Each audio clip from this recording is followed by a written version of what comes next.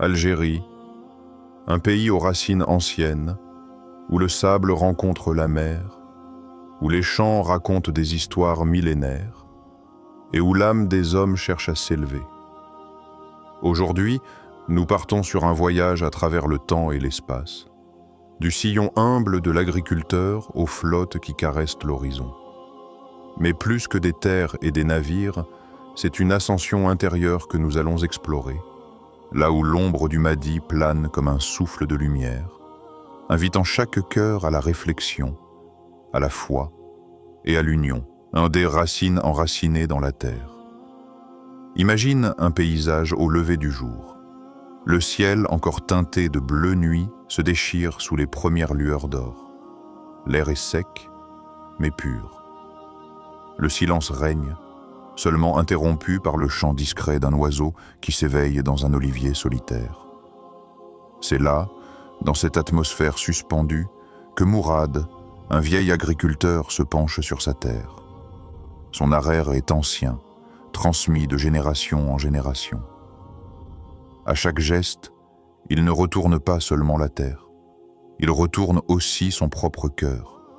Car ici, chaque sillon creusé est plus qu'un acte agricole. C'est une prière silencieuse, un dialogue intime avec Allah. Mourad ne parle pas, mais ses gestes racontent tout. La fatigue de ses bras, la foi de son âme, la patience de son cœur. L'odeur de la terre humide, le grain de poussière qui s'élève et brille sous le soleil montant. Tout cela est signe.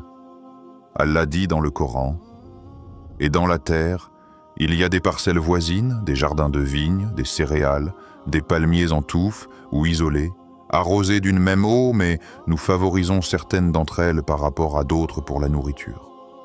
Voilà bien là des preuves pour les gens qui raisonnent. » Sourate Ar-Ra'd 4. Mourad a appris à lire ces signes. Quand il pose sa main rugueuse sur la terre chaude, il sait qu'elle lui enseigne. Elle lui murmure que tout est fragile, que la vie dépend d'un souffle, d'une pluie, d'une miséricorde d'Allah. Il se souvient de son père qui lui disait souvent « La terre ne ment jamais, mon fils. Elle te donne ce que tu lui donnes. Si tu l'entretiens avec soin, elle te nourrit. Si tu la négliges, elle se dessèche. Et ton cœur est pareil. » Ces paroles résonnent en lui chaque matin, parce que le cœur de l'homme est aussi une terre. Certains cœurs sont fertiles, prêts à recevoir la graine du rappel divin. D'autres sont durs, comme une terre sèche qui refuse la pluie. Mourad le sait. Son âme doit être labourée, arrosée par la prière, enrichie par le dhikr. Regarde-le. Son dos est courbé, mais son regard est droit. Il ne travaille pas pour s'enrichir, mais pour nourrir. Pour lui, chaque récolte est un don, non le fruit de sa force. Il répète souvent, « Ce n'est pas moi qui fais pousser, c'est Allah. Moi, je ne suis qu'un serviteur. Et toi, mon frère, ma sœur, quand as-tu ressenti pour la dernière fois cette humilité? Quand as-tu compris que malgré tes efforts, c'est Allah qui accorde le fruit?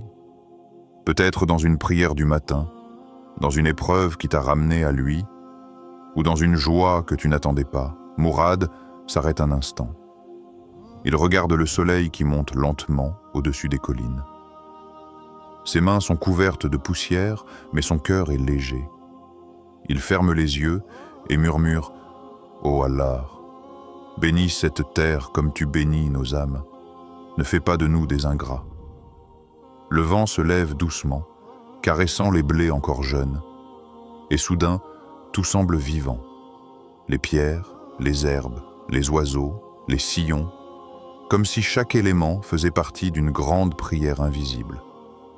C'est là que réside le secret. Tout ce qui existe sur cette terre adore Allah, chacun à sa manière. La terre par son silence, l'arbre par son ombre, l'oiseau par son chant, et toi par tes prosternations. Mais la question demeure, ton cœur, lui, adore-t-il réellement? Regarde les sillons de Mourad.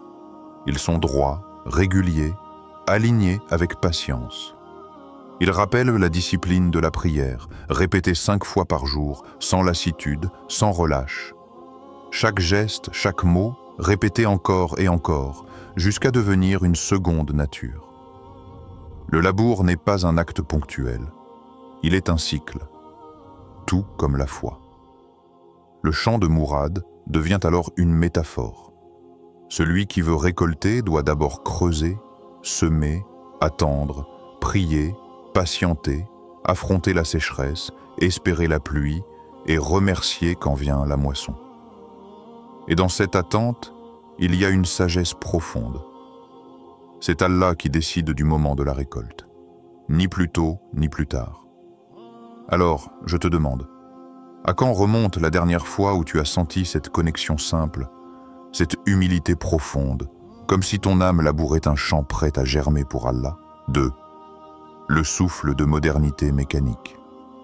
Le silence des campagnes fut un jour brisé par un bruit nouveau, celui du moteur.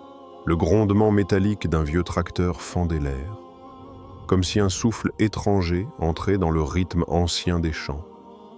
Là où, jadis, l'arère de bois et la force du bœuf imposaient leur lenteur, voici que la vitesse, la puissance, l'efficacité prenaient place. Mourad se souvient de ce matin.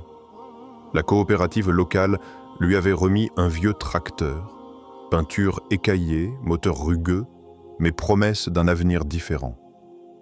En une seule journée, il pouvait faire ce qui lui demandait jadis une semaine entière. Son dos fatigué, ses mains usées par les cordes et les pierres, trouvaient en soudain un répit. Au début, il était émerveillé. Il se disait « Voilà un don d'Allah. Voilà un moyen pour alléger la peine. » Et c'était vrai. Le progrès, lorsqu'il est mis au service de l'humain, est une miséricorde. Mais très vite, il remarqua quelque chose de troublant. La machine semblait dicter son rythme, et lui n'avait plus le temps de s'arrêter, de contempler, de respirer. Le sillon se faisait plus vite, mais son cœur, lui, battait moins au rythme de la terre. Un matin, alors qu'il s'apprêtait à démarrer son engin, le moteur refusa. Il tourna la clé encore et encore. Rien. Le silence était pesant, presque humiliant. Et c'est là qu'il réalisa. La machine peut se briser, le métal peut s'user, mais l'intention, l'âme qui anime l'action, voilà ce qui demeure.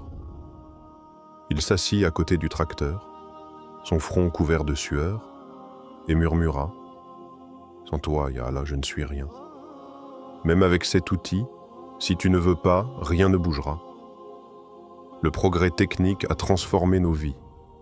Il a raccourci les distances, accéléré la production, multiplié les possibilités.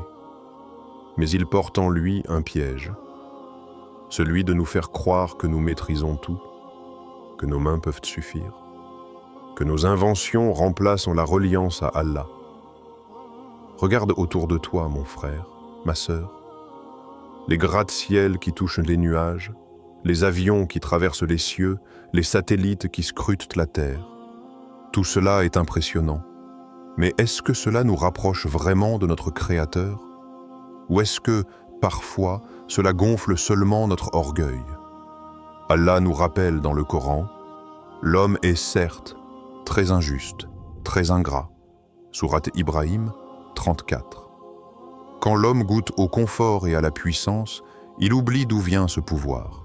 Il oublie que tout vient de la permission d'Allah. Mourad, avec son vieux tracteur, a appris cette leçon. L'outil est utile, mais sans l'intention pure, il n'est qu'un amas de fer inutile. Un soir, assis sur le capot chaud de son engin, il se rappela les mots de son père. « N'oublie jamais, mon fils, les machines sont rapides, mais elles n'ont pas d'âme.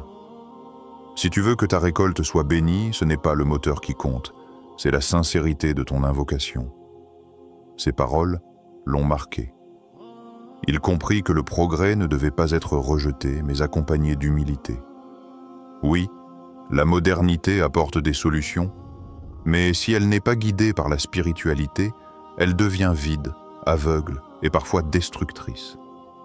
Et toi, combien de fois as-tu cru que ta réussite venait seulement de ton intelligence, de ton savoir, de tes efforts? As-tu déjà oublié celui qui t'a donné l'intelligence, la force et même la respiration qui te permet d'agir. Le tracteur de Mourad, parfois, s'arrêtait net. Il refusait de démarrer, comme pour lui rappeler qu'aucune machine n'est infaillible, mais la prière, elle, ne tombe jamais en panne. Elle est le moteur éternel de l'âme. Mourad, dans ses prosternations, trouvait plus de force que dans le rugissement du moteur. Le contraste est saisissant. D'un côté, la puissance du métal, de l'autre, la douceur de la prosternation. Le premier fait vibrer la terre par le bruit, le second fait vibrer le ciel par le silence. Lequel, selon toi, a le plus de poids dans la balance d'Allah? Un jour, alors que Mourad priait près de son champ, un voisin passa et lui dit en riant « Tu perds du temps à prier. C'est le tracteur qui fera le travail, pas tes prosternations. » Mourad répondit calmement. Le tracteur trace des sillons dans la terre, mais la prière trace des sillons dans mon âme. Sans elle, mon champ pourrait être fertile, mais mon cœur resterait stérile. Ces mots résonnent comme un rappel pour chacun d'entre nous, parce que nos vies modernes, emplies de technologies, d'écrans, de vitesse, nous poussent parfois à négliger l'essentiel. Mais si nos machines vont vite, nos âmes, elles, ne doivent pas courir loin d'Allah. Alors je te pose cette question. Quand la puissance de nos machines ou notre savoir s'élève, est-ce que notre cœur suit cette ascension vers Allah ou s'en éloigne? 3. Des rivières de sable au flot. La route s'étire, longue et poussiéreuse, traversant des collines dorées par le soleil. Au loin, une ligne d'azur scintille. La mer. Après des jours à contempler les sillons de terre, les champs d'orge et les oliviers, apparaît soudain l'horizon liquide, immense, mystérieux. C'est comme si l'Algérie quittait le sable du désert pour se jeter dans l'infini des flots, comme une âme quittant le poids du corps pour voguer vers l'éternité. Les ports algériens sont pleins de vie. Les bateaux blancs et bleus tanguent doucement, bercés par les vagues. Les pêcheurs nettoient leurs filets, les commerçants chargent leurs cargaisons, les enfants courent sur les quais en riant. La mer respire, et chaque souffle d'écume est un rappel de la grandeur d'Allah. La voix de la mer est différente de celle de la terre. La terre murmure par ses sillons, la mer parle par ses vagues. La terre enseigne la patience, la mer enseigne la confiance. Car celui qui embarque sur un navire sait qu'il ne maîtrise pas tout. Il confie sa vie au vent, aux étoiles et surtout au créateur des océans. Salima, une jeune joueuse de oud, s'assied au bord du quai. Ses doigts caressent les cordes de son instrument, mais son regard est ailleurs. Elle fixe les voiles blanches qui s'éloignent vers le large.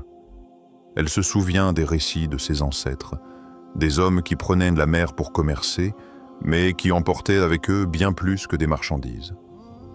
Dans leur cale, ils portaient des tapis de prière, des exemplaires du livre saint, des chapelets en bois usés. Leur voyage n'était pas seulement pour la subsistance, mais aussi pour répandre la lumière, pour partager la baraka de leur foi. Salima ferme les yeux. Elle imagine ces caravelles anciennes, glissant sur la Méditerranée, les voiles gonflés par le vent, les cœurs gonflés par la prière. Elle entend presque la psalmodie des sourates, récitée doucement par les marins à la tombée de la nuit, sous le ciel étoilé.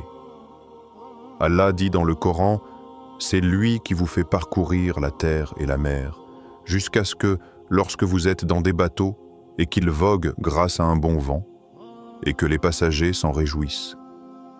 Survient un vent violent, et les vagues les assaillent de toutes parts. » Sourate Yunus 22.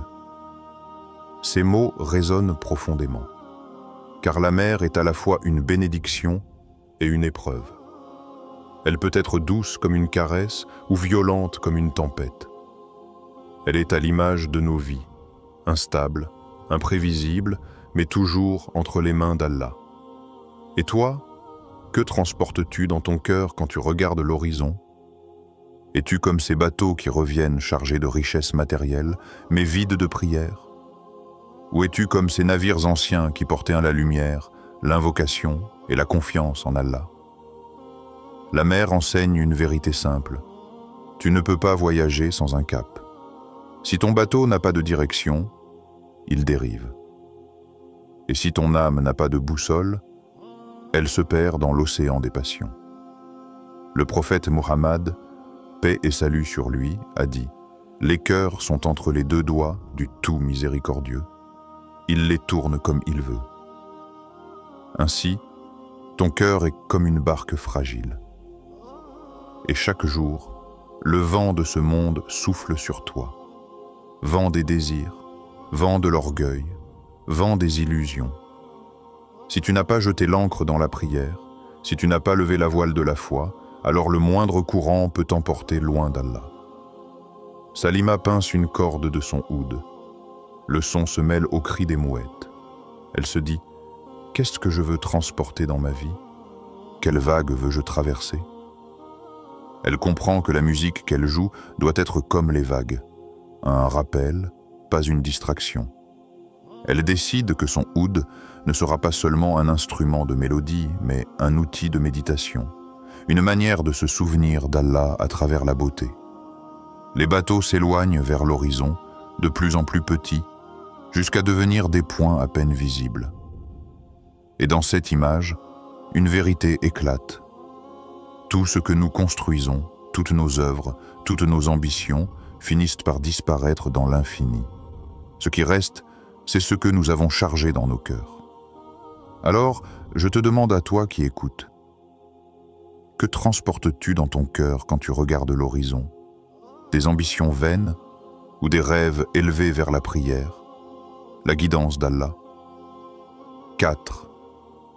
L'ombre du mardi et l'appel de la conscience.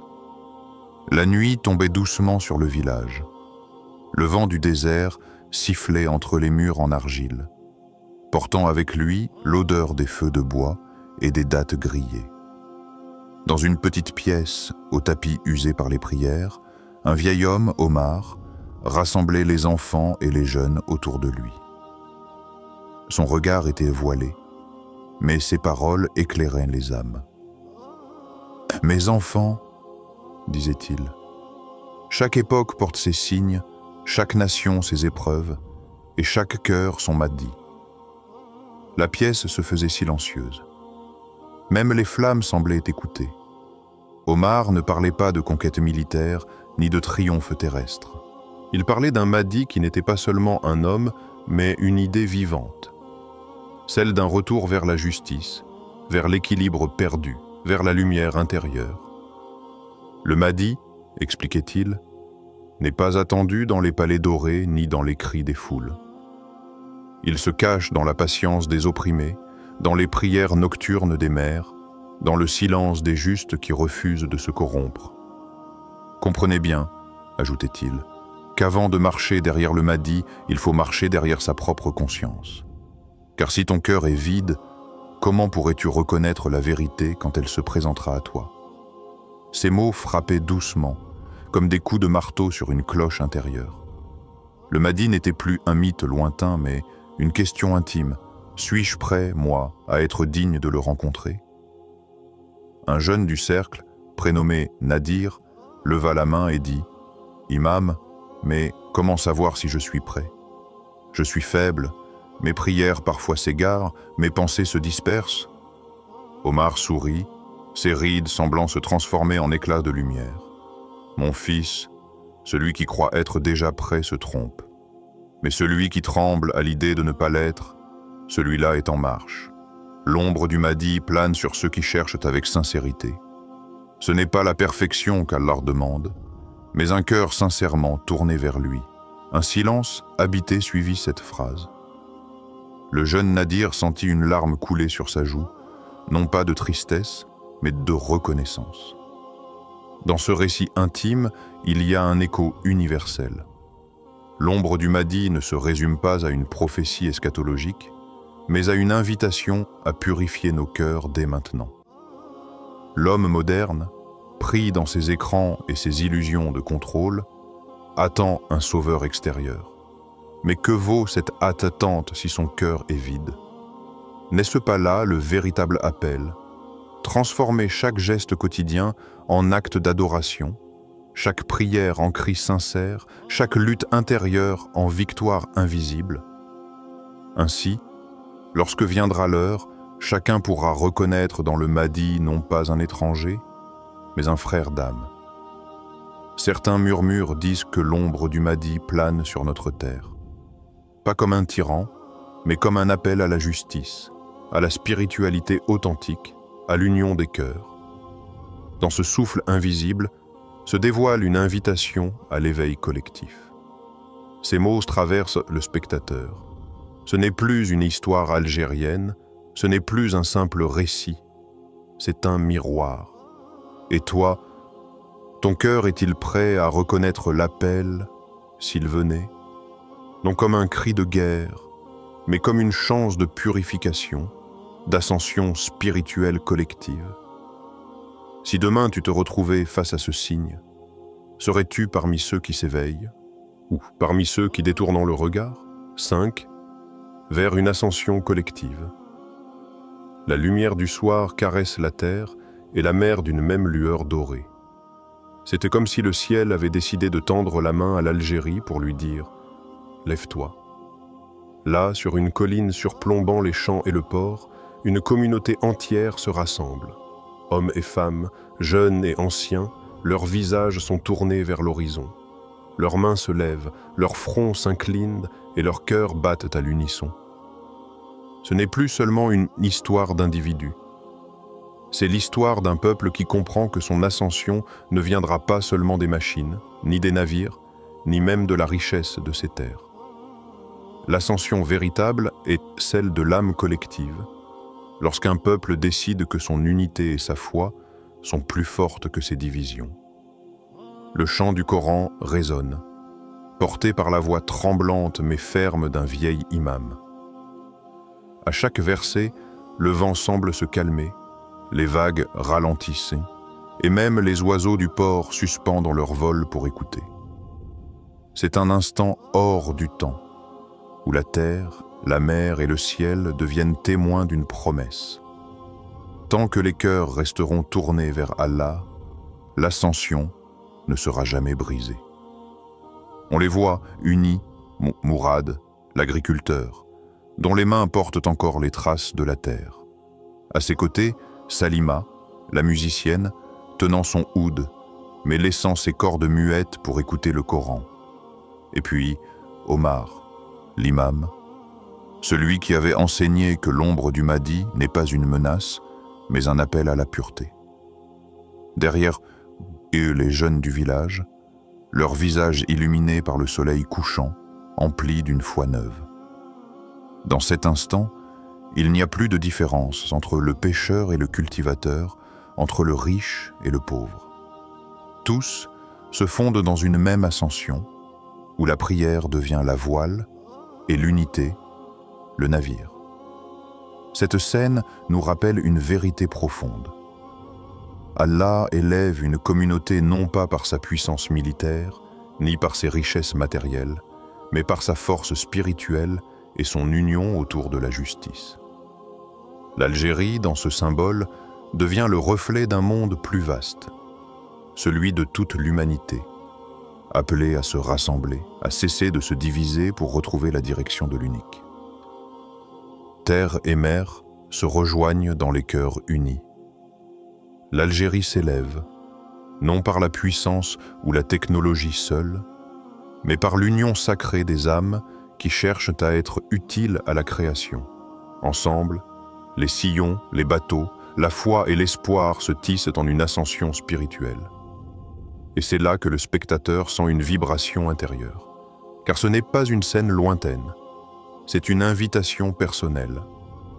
L'ascension collective n'est pas réservée à un pays, mais commence par chaque geste, chaque sourire, chaque prière partagée. Elle commence lorsque les individus choisissent de porter les uns les autres plutôt que de s'écraser, de tendre la main plutôt que de juger, de prier ensemble plutôt que de s'isoler. La mer et la terre, deux forces souvent opposées, se rejoignent dans ce plan. C'est une métaphore de nos propres contradictions, entre nos faiblesses et nos forces, entre nos luttes matérielles et nos aspirations spirituelles. Mais quand ces forces s'unissent pour Allah, elles deviennent un chemin d'élévation. Alors, une question se pose, douce mais pressante, comme un écho dans le cœur de celui qui regarde. Et si, aujourd'hui, nous décidions que notre ascension n'est pas seulement individuelle, mais spirituelle et communautaire, prête à répondre à l'appel du cœur, prête à bâtir une vie au service du divin? Seras-tu de ceux qui choisissent l'élévation avec les autres, ou resteras-tu seul sur ton rivage intérieur? Voilà l'Algérie, un lieu où la terre et la mer, la foi et l'effort, la patience et l'action s'unissent dans une même ascension. Les sillons de nos champs, les vagues de nos ports et la lumière qui habite nos cœurs ne sont pas séparés. Chacun de nous est appelé à naviguer sur les flots de l'âme, à reconnaître l'ombre du Mahdi non comme un mystère lointain, mais comme un rappel de purification et de guidance. Et toi, spectateur, es-tu prêt à rejoindre cette ascension collective? Es-tu prêt à élever ton cœur, à unir tes intentions aux autres et à transformer chaque geste, chaque prière en un pas vers le divin?